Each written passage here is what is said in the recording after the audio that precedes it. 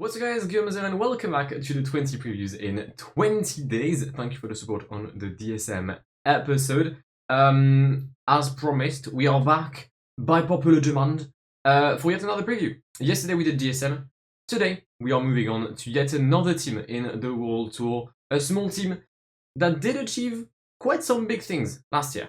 Because today we are going to talk about Intermarche, Wanty, Gobert pro cycling team, the newcomer in last year's emolument in the World Tour, which took the world by surprise because last year Intermarche achieved quite a few things. Last year it's 9 wins for Intermarche, that came from 5 riders, Taco van der Hoorn bagging 3 wins, Rein Taramay, Binyam Girmai, Georg Zimmermann and Danny van Poppel. But how can we not talk about the 2021 season of Intermarche on the Grand Tours? Because for their first ever participation to a Grand Tour, they've bagged not 1, but 2 stages on the Grand Tour with Taco van der Hoorn in an incredible fashion on stage 3 of the Giro, and Rein Taramay on the Vuelta. But not only that, did they also wear the leader's jersey on the Vuelta with Rein Taramay and yet another rider in Odd Christian Hiking, add to that an 11th place finish on the Spanish Grand Tour for the Norwegian, and I believe P14 for Louis Mentiès on the Tour de France. And it concludes a very, very solid Grand Tour campaign from Intermarche, a team that we didn't really expect anything from, and a team that I think many, me included, didn't expect to be at the level of the World Tour. Obviously, they kind of came through with CCC folding, and CCC did not do well in their final years, but Intermarche did more than enough to maintain a position in the World Tour, and very well deservedly so. They became 14th, or they finished 14th, sorry, in the UCI ranking. But with all that season, it left an interesting transfer window for the Belgian outfit, because as you can see on screen right now, probably disappeared to allow you to see everything. Signing-wise, we have one massive name, former European champion and Classic winner Alexander Kristoff joins Intermarche alongside Adrien Petit and Dimitri Claes, Svenrik Byström, Gerben Thijssen, Kobe Goossens, Bernabé Asperk, Julius Johansson, Laurent Huys and Hugo Page. I've added Binyam Girmai in brackets because he's joined them last August from Delco. I do like some of the signings. Kobe Goossens is a promising rider for the future. Same for Gerben Thijssen. Bernabé Asperk is also quite young, the Hungarian rider that came through a bike exchange. You've got some experience as well that comes from Adrien Petit, Dimitri Claes, and Svenrik Byström. And obviously the marquee signing is Alexander Kristoff. He did say in an interview pre-season though that if he wasn't finding the results quickly, he would end his career. So I don't feel like that's the mindset you probably should have as you're the main name of a new team now. But obviously Binyam Girmai as well is a very important signing. He's already won with them last season, and you've got a few names that I've not really heard of. Now, the riders that I've left, first of all, we've got an absolute equilibrium with signings and players or riders leaving. But you're losing 2 massive riders for you last year. You're losing Danny van Poppel. Sure, he's only won once, I think, but he also won the points jersey on the tour, on the Bing Bong Tour. And you have a very, very solid season all around, a lot of top 5s here and there. And you're losing Odd Christian Hiking, who, as I mentioned before, had an amazing Vuelta. He's going to EF.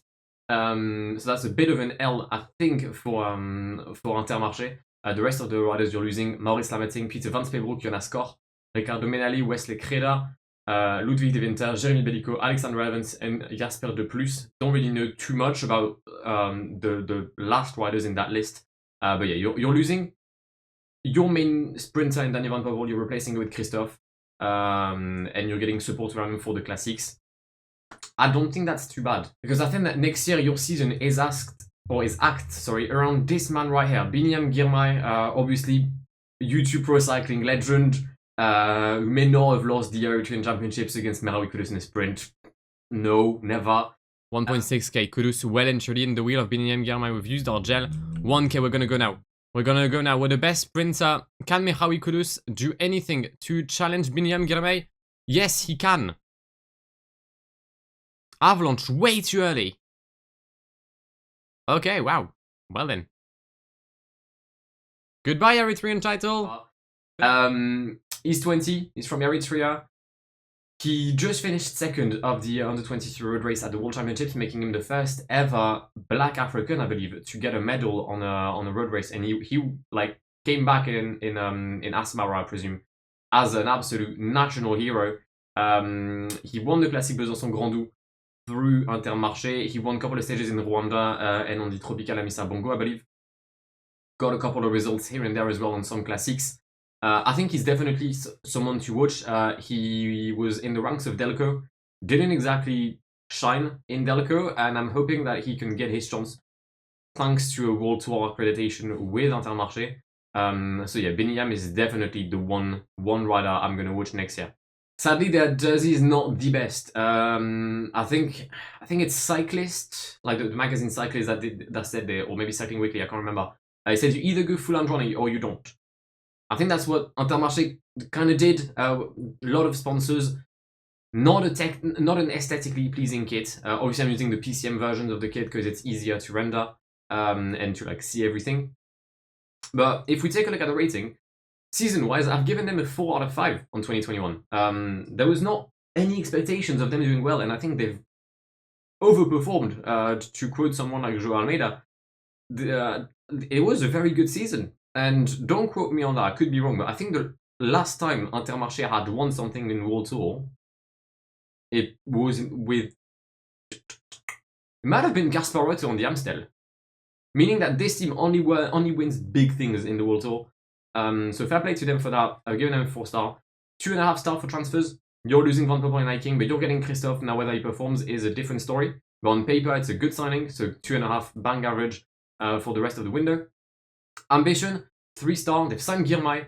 I mean, that's probably like all I can get because you can't exactly have ambition when you don't have a main leader in kit. 2 out of 5.